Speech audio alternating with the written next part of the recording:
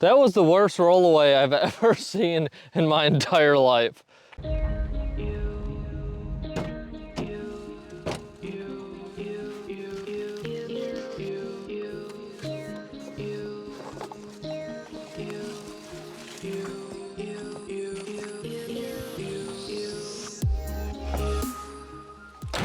Now let's go toss some plastic.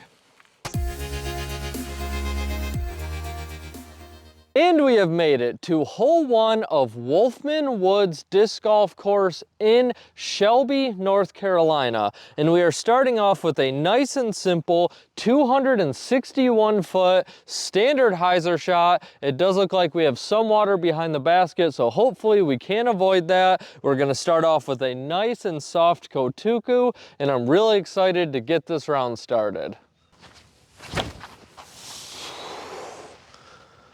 Hook up, get up there.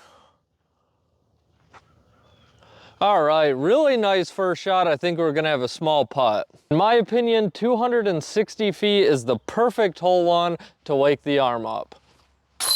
Hole 2, 267 feet. We are gonna go with this wide hyzer, and it is quite a bit uphill, so we are gonna go with the Halo Boss, hopefully get some good ground play. And guys, I'll come out and say it, I am not a fan of these tee pads. I'm not sure why they went with turf. Turf tee pads in the middle of the thick woods. It takes no time for them to get full of a whole bunch of leaf debris, and they are very uneven. So I think concrete tee pads would do this course a world of good, but we are gonna move past it and go with our Halo Boss.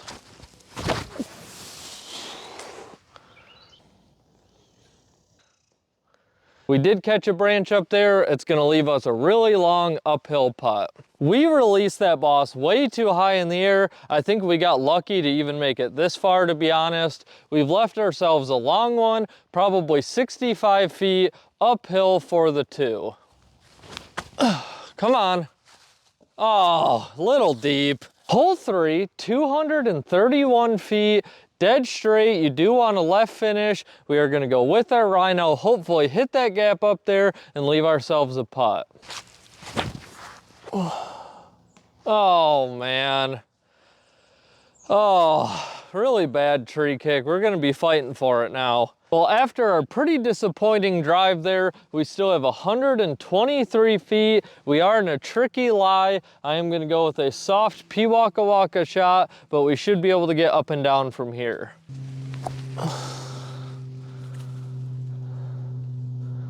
All right, perfect. For the 3. I really enjoyed my time in Asheville, guys. It is a beautiful city, but let me tell you something, it feels so good to get back out kind of in the middle of nowhere, get to a disc golf course and just have it calm and peaceful. Plus, me and Greta were starting to severely get outnumbered by the Subarus. So keep that in mind if you go to Asheville. Subarus will take over entire parking lots in the matter of seconds. So you always have to be alert. Hole 4, 633 feet that way.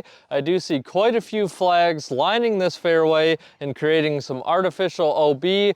We are gonna full send our Champion Firestorm, hopefully get a little turn off our tee shot and have it fade right back into the middle. Hook up.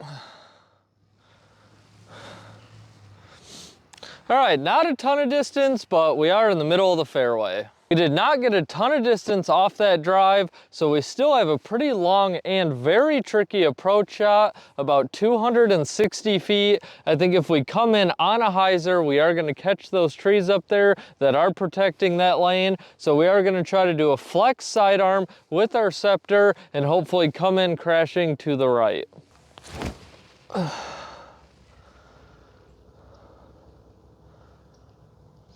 All right, I think we are quite a bit short, but hopefully we can knock down a long putt. As expected, we have left ourselves quite a bit short, probably about 55 feet, dead straight laser putt for the 3.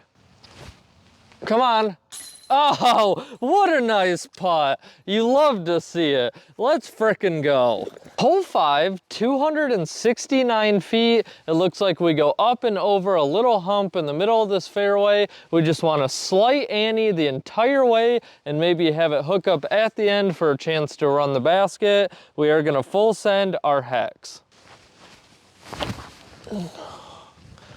Looking really good. Oh man.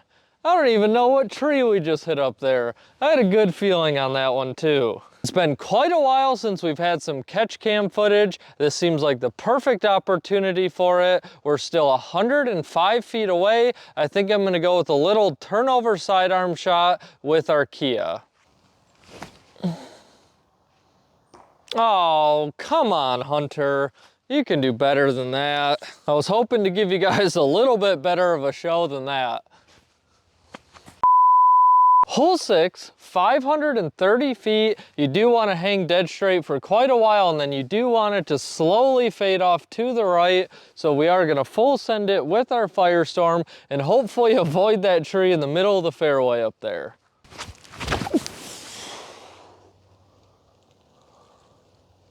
Hook up. Oh boy. I saw it go right. I never saw it come back left. We did make it quite a ways down here, but unfortunately that doesn't matter if you go off the fairway here. It is a very tough scramble. I am gonna go with a flick shot with our splice. We need some severe overstability to try to leave ourselves a putt. Get up there. Oh, really nice shot. That worked out much better than I thought it was going to. These putts always carry the most pressure. You really want to take advantage of a nice scramble shot. We still have probably 31 feet for the 3. Nope. For the 4. Have any of you guys ever cut your hand on one of these things? I've had 2 of them. I will not buy another one, but as they start to wear out, they'll start caving in on themselves right here, leaving this wide, razor sharp edge. I did catch my thumb the other day. I kind of filleted the whole top of it off. It's not a built-in excuse for the day, but it is. It's a built-in excuse. Any bad shot today, thumb. Hole 7, 289 feet, and we have a very, very tight tunnel shot. The basket is tucked up to the right up there, but really guys, we're just trying to hit that initial gap. We are gonna full send it with our NB. Get up there. All right, we're nowhere near a putt, but we did safely get up there and no crazy tree kick, so we are happy with that. We have left ourselves another long one, probably about 62 feet. Oh, just a little short. This course is a lot tougher than I expected. I will gladly be on the par train today. Hole 8, 314 feet. Dead straight tunnel shot, quite a bit uphill, being that we have kind of a natural backstop. I'm gonna full send it with the arc. Hopefully it hits the hill and slides up to the basket.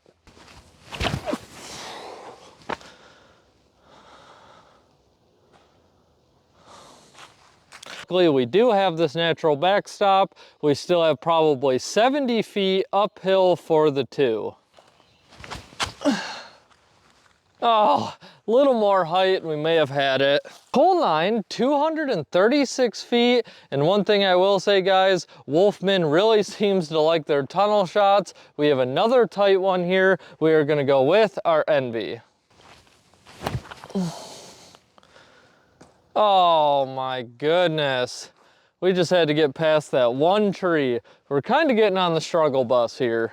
On the plus side, we really get to work on some scramble shots today. We're still probably 110 feet-ish from the basket. We are gonna go with a nice and lofty P Waka Waka shot. All right, not great, but it is a long putt. I feel like everybody's ego always takes a bit of a hit when you're just getting your butt absolutely kicked by a 230-foot hole, but hopefully we can knock down this 42-footer to save our par. Oh, we needed it. We needed it and we came through. Hole 9 break, and today I'm gonna address something that I get asked a lot, especially by all of you new faces here, and that is, who is Craig? The start of Craig's story is something very similar to that of a stray dog. Way back in the day when I started tossing plastic, I kept having this guy who would just show up and interrupt me every time I tried to film. And guys, I'm talking about courses hundreds of miles apart. And once I realized Craig was not going to leave me alone, I just embraced him. And little did I know that Craig would supply some of the funniest stories on earth that I can share with you guys. And some of the things people ask me, does Craig ride in Greta with you? No, he doesn't. He just shows up wherever I go. Disc golf course, doctor's office, if I want to try to go out to eat, go to a movie, he's always there. Also, why is Craig never on camera? Last time I tried to put Craig in one of my videos, it got flagged for disturbing images. And finally, how old is Craig? That one's pretty simple, guys. He's 42. So nice and simple. That one doesn't have anything crazy attached to it. But if you like to keep hearing about the weird Craig stories, let me know. Hole 10, and guys, we have finally found another water carry hole. They are my absolute favorite, 274 feet. The basket is dead straight. We are gonna full send our scepter, carry over this water, and hopefully crash back in, skip in, however we need to do it, and hopefully we leave ourselves a putt. Get up in there. All right, we got a little more skip than I'd like, but probably about a 25-foot putt. We've left ourselves probably 26 feet. We could really use a birdie to kind of get this round back on track. Nice putt.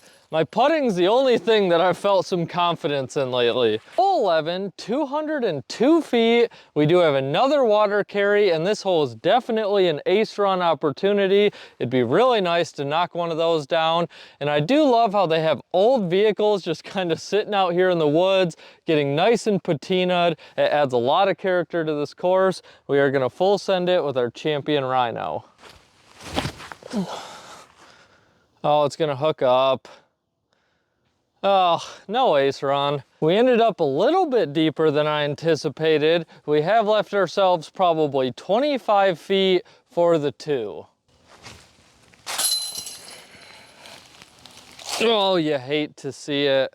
Hole 12, 282 feet, dead straight. We have some trees growing across the fairway, so we do want to keep it pretty low and maybe go for some ground play. We are going to do a full send with our hex. Oh, hook up. Again, we are just turning everything over today. We're gonna be fighting for it. Here we are again, fighting for the birdie. This course definitely does not hand them out. We still have probably 65 feet, slightly downhill for the two. Oh, man. Hole 13, and my goodness, this is not an easy one. 437 feet. It looks like we want to get quite a bit of turn off this tee shot, kind of let it fade back out wherever it wants, and go from there. We are going to full send it with our Valkyrie.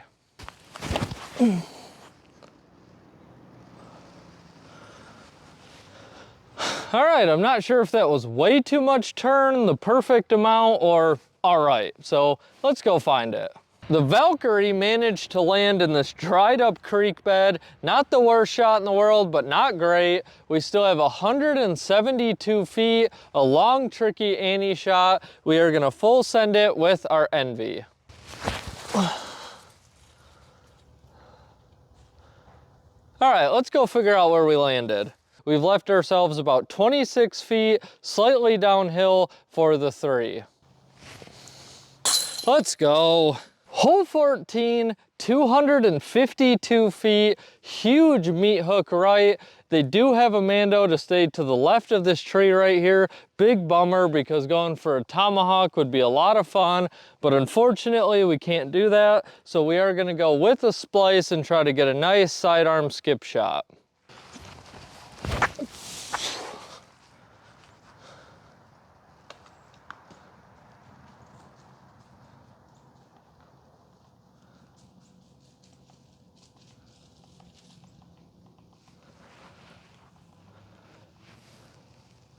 That was the worst rollaway I've ever seen in my entire life. Well guys, I guess that goes to show you what happens when you ignore the Mando. You get instant disc golf karma. We rolled at least 125 feet back here. The tomahawk line just looked way too fun. We had to go for it. We still have basically the entire hole to go. We are gonna full send it with our Envy.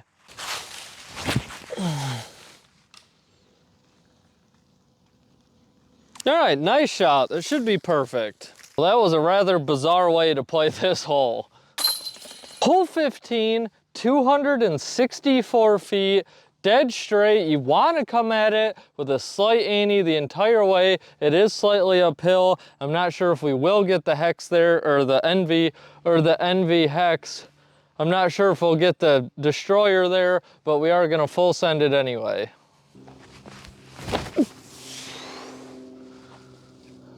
Get up there. All right, I think that's gonna be really good. The Envy's kind of saving our round here. We are quite a bit shorter than I thought, so I do take back all of the positive things that I just said about the Envy. We still have about 40 feet for the 2. Oh, dang it. I really do love this area of North Carolina. It's close to a course that I filmed way back in the day on the channel called South Mountain. I think it's an awesome course, but no one watched it. So if you guys enjoyed this video, maybe go back, check out South Mountain. I might throw it up on the screen here. It's a good one. Give it a chance. Hole 16, 240 feet, way downhill with water right behind the basket. It's gonna be really hard to have our disc hit the brakes. I am gonna go with the DX Stingray. Slow down. All right, let's go figure out where we landed. We did end up quite a bit short, about 70 feet. I think the more you play this hole, the more enjoyable it gets. It's not very often that I do play a hole, and I feel like I've never played one similar, but this one is definitely very unique. We are gonna full send it with our hammer. Come on. Oh, big tripod hit. Between me and you, I'm pretty sure the tripod stopped our disc from rolling down this hill, but we will take it.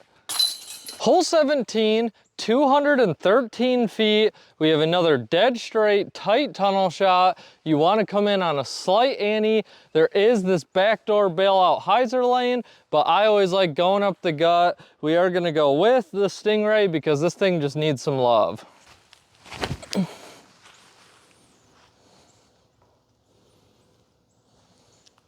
We did get a little tree kick there, but we'll have a putt.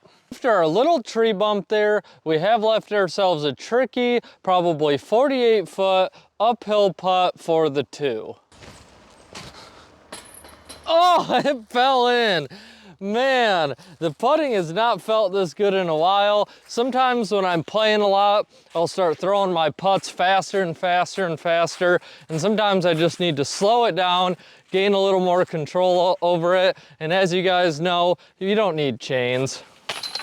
Rounding off Wolfman Woods disc golf course, we have this very fun hole 18, 225 feet, slightly downhill. You always get bonus points with a nice empty the bag on the final hole. And guys, I probably will empty the bag. And if anything cool happens, I'll throw it in for some bonus footage. We are gonna send our Stingray one last time. Go in.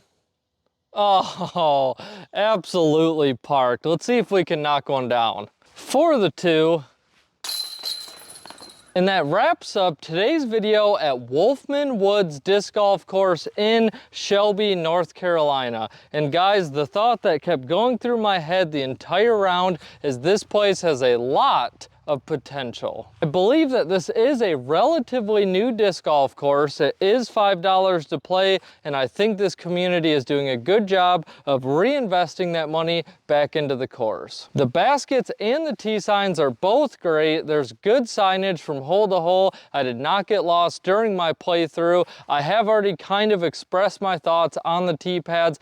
I personally am not a fan of turf tee pads, and a lot of these are not smooth. They're pretty uneven. and I think if they replace them with concrete, it'll be a huge upgrade to this course. Wolfman Woods will require quite a few shot shapes to land a good score here, but most importantly, you're gonna need that dead straight disc that you pull out for tunnel shots, because there is quite a few of them here. There's no arguing that this piece of land is absolutely gorgeous, and as I pointed out in the video earlier, there's a lot of things that add character, like the old cars. There's some old rickety buildings. They are very cool, and they always keep you on your toes as you look out for them. Wolfman Woods feels to be targeted at players at a little higher skill level, but I do think people of all skill levels can come and enjoy it. As I keep saying, guys, I think Wolfman Woods can eventually hit that next tier of courses as long as the community continues to put effort into it. I think with some fairway tweaks,